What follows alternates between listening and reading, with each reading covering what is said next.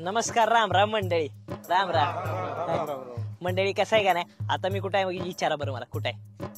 कुठे तुमच्या गावात आहे का नाही तुमच्या गावात? हट्टा गाव. हो, हट्टा हट्टा हट्टा. तालुका वसमत, जिल्हा हिंगोली. हिंगोली. बरं मंडळी, हिंगोली जिल्हा आहे का नाही, हिंगोली जिल्ह्यात लय हळद पिकते. खरं आहे का हे? नाही, हळद आहे ना. हळद कसं आहे साहेब, पाण्याअभावी गेली चक. पहिली हो, पहिलं पिकत होतं, पण आता या 2 वर्षात काहीच नाही. आता नाही पिकत पाहिजे. नाही नाही, का बरं असं? पाणी नाही ना साहेब. हळदीला पाणी नाही पाहिजे असं? हा, पाणी भरपूर पाहिजे. पिवळसरपणा गेला, नाही नाही, नुसती वाळून गेली. वाळून बी गेली. हो बर हो. बर, का बरं पाणी पाणी पाऊस पडना, काय नाही? पर सरकारकडनं काय मदत येते का? सरकारकडून कशी, दुष्काळ आमचा जाहीर झालाच नाही, त्याच्यामुळं आली नाही ना साहेब मदत. दुष्काळ जाहीर झाला नाही का? नाही, आम्हाला नाही, सोडून दिलं त्यांनी, गाळलं आम्हाला. गावात इकडं पाणी नाही म्हणताय, तर गावात प्यायला तर पाणी आहे का? पाणी विकत घ्यायले साहेब आमच्या इथं.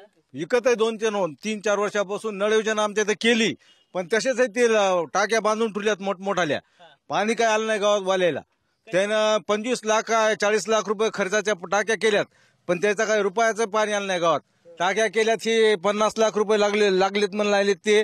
आम्ही सगळे गावाला विचारलं, पण गावात पाणी काही दिलं नाही त्यांनी. कधी टाक्या केल्या होत्या? 2 वर्षाखाली 2 वर्षाखाली टाक्या केल्या. दुष्काळामध्ये पाणी नाही म्हणून गाववाल्यांनी ग्रामपंचायत मोर्चा आणला होता.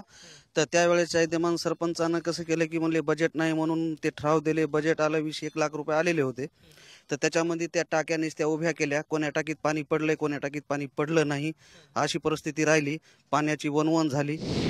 1 वर्ष झालं आमची मुख्यमंत्री पेयजलची नळ योजना मंजूर झाली आणि तिचं काम बी प्रोग्रेसमध्ये आहे. आणि आता विहिरी वगैरे झालेल्या आहेत नांदगावला, आणि पूर्ण पाईपलाईन सुद्धा आपल्या टाकी हट्ट्यापर्यंत आलेली आहे. 8 इंची पाईपलाईन आहे, पूर्ण हट्ट्यापर्यंत आलेली आहे. आणि आता ती टाकीचं काम चालू आहे. तर पुढच्या नोव्हेंबरपर्यंत घरोघरी पाणी येईल हट्ट्याचा.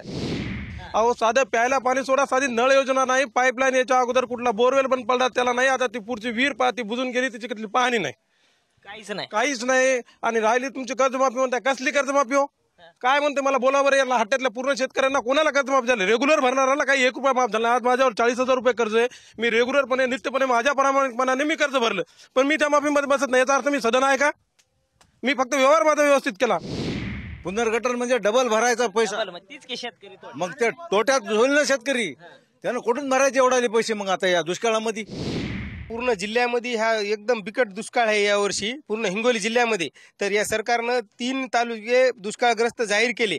आणि जे वसमत आणि औंढा जे तालुका आहे याच्यातले काही मंडळ, वसमतमध्ये पूर्ण तालुक्यामध्ये दुष्काळ असतानाही ते सॅटेलाईटचे खोटे आणेवारी हे करून उंटावून शेळ्या राखून त्यांनी फक्त 2 हे जाहीर केले, 2 मंडळ जाहीर केले. आणि आमचा जे मंडळ आहे ते सगळे वगळले बाकीचे. आणि विशेष म्हणजे आमच्यासारखे पोर आहेत. आता आमचं व्यवसायाचं वय आहे. आम्ही जर बँकेत कसल्या प्रकारचं लोन मागायला, कसलं लोन मिळणार नाही आम्हाला. काय मुद्रा लोन काय चाललं? मुद्रा त्याला जाऊन भांडून थकलो. मुद्रा नाहीच म्हणे अवेलेबल. खादी ग्राम उद्योगचं आहे सर माझं. तर माझं 3 महिन्यापासून त्याला डॉक्युमेंट देऊन ठेवलेत मी.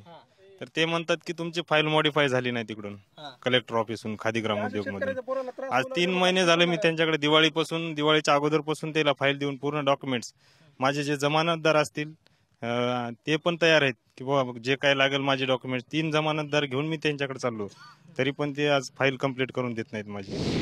मोठं बँक गाव असल्यामुळं नॅशनल बँकचा खूप पाठपुरावा केला, मात्र एक बँक आमच्या इथं आली नाही. इथं म्हणाले की 15 किलोमीटरला तुम्हाला बँक आहे, इंडिया बँक.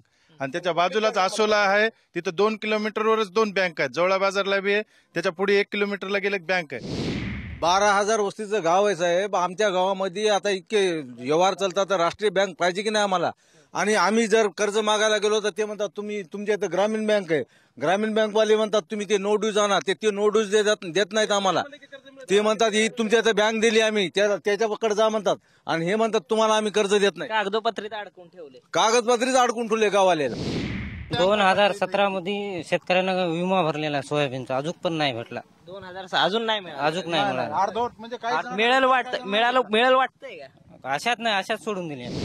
जिल्हा मध्यवर्ती बँकेच्या तिथून ते ऑनलाईन मध्ये त्यांनी जे हे जे विमा मंजूर झालेला आहे गव्हर्नमेंटकडून, पण तिथं आलेला आहे. पण ते असं लिस्ट वाईज काही 100-150 शेतकऱ्याचे असे काढायले, पण अजून काही काढायचे. म्हणजे कसं करायचं, एका महिन्यात 50-100 काढायचे, जास्त नाही काढायचे. सरकार सांगते 6 महिन्याच्या आत आम्ही तुम्हाला पीक विमा देऊ, पण आज ह्या पोझिशन मध्ये 3 वर्ष व्हायला तर 2017 अजून मिळत नाही. काय आमच्या गावाला काही घरकुलही नाही, तर तुम्ही आता 5 वर्षाला आले मतदानामुळं. याच्या अगोदर एकदा येत ना गावात, भेट देत ना, काही देतही ना, असंच म्हणणार आम्ही. घरकुल नाही का गावात? नाही गावाला घरकुल अजिबात. वर्षापासून खेटा घालताय घरकुल? झालं 4.5 वर्ष व्हायले.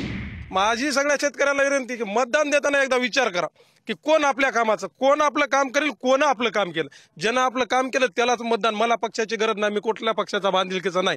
माझं काम करील तो माझा नेता राहील. स्वातंत्र्यापासून या गावाला नळ योजनाच नाही, घरटी नळच नाही. नळ बसवा ही महत्वाची मागणी आहे. त्याचबरोबर शेतकऱ्यांना पण नाही का नाही न्याय मिळावा, पीक विम्याचे पैसे असतील, त्याचबरोबर पाणी पिण्याच्या पाण्याची सोय करावी आणि दुष्काळ पहिला जाहीर करा, अशा स्वरूपाच्या मागण्या येत्या का नाही ह्याचं ऐकायला बघायला मिळालं. बरं मंडळी, मी का नाही सामान्य माणूस आहे. आता पुढचा टप्पा तुमच्या गावातला आहे, या लागलोय बघा तुमच्या गावात आलोच.